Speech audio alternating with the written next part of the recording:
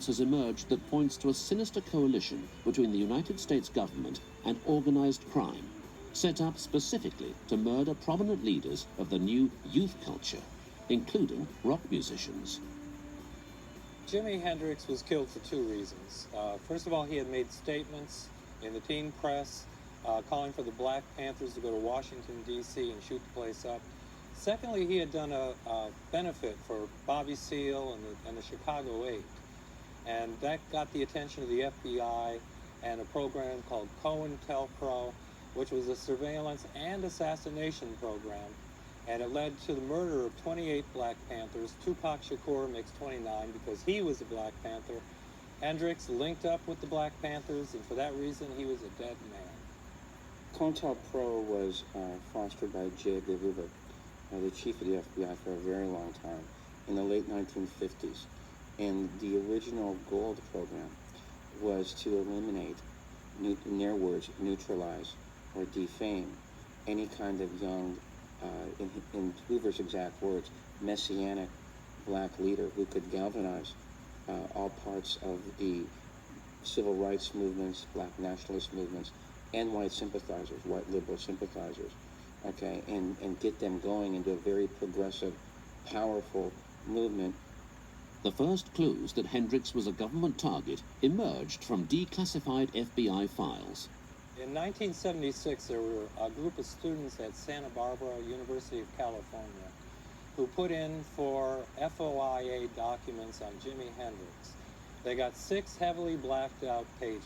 They appealed, they got 7 more pages, and they learned from those documents that Jimi Hendrix had been put on a security index established by the FBI to have him and everyone else on that index rounded up and placed in detainment camps in the account of a national emergency.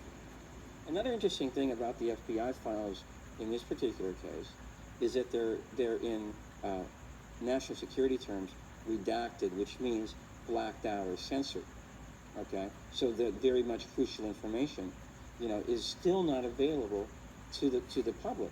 As somebody who's fished through these files for 7 or 8, 9, 10 years, it's usually the most interesting, the most sensitive stuff, okay, that gets blacked out. That's the stuff that they really don't want you to know. That puts them in a very much compromised kind of a position. We now know from declassified United States government files that COINTELPRO counterintelligence program was part of a major CIA operation that was called Operation MH Chaos. MH Chaos is a CIA operation that begins in the early 1960s, and it targets basically liberals, anti-war protesters, okay, underground newspapers, left-wing journalists, etc. And its target is to infiltrate these kinds of movements, lead them astray, okay, and eventually create enough friction in them to actually destroy them and render them weak and helpless.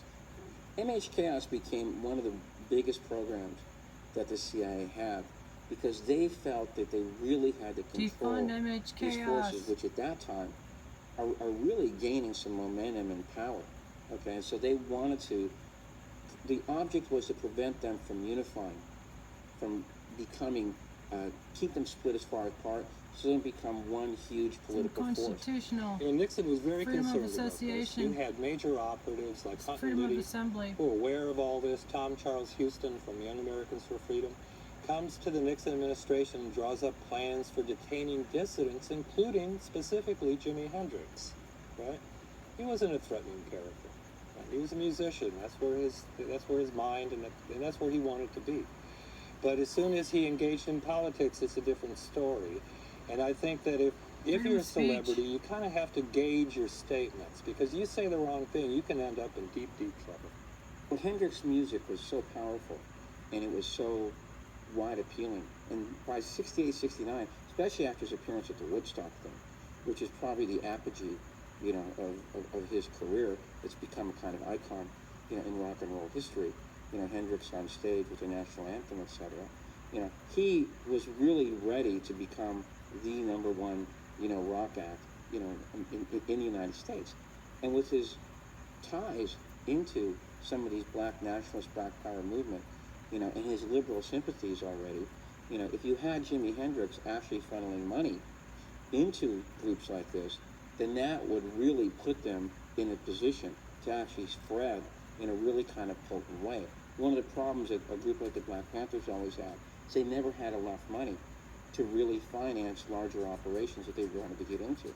You know, with someone like Jimi Hendrix funneling money to them, that would be a serious possibility.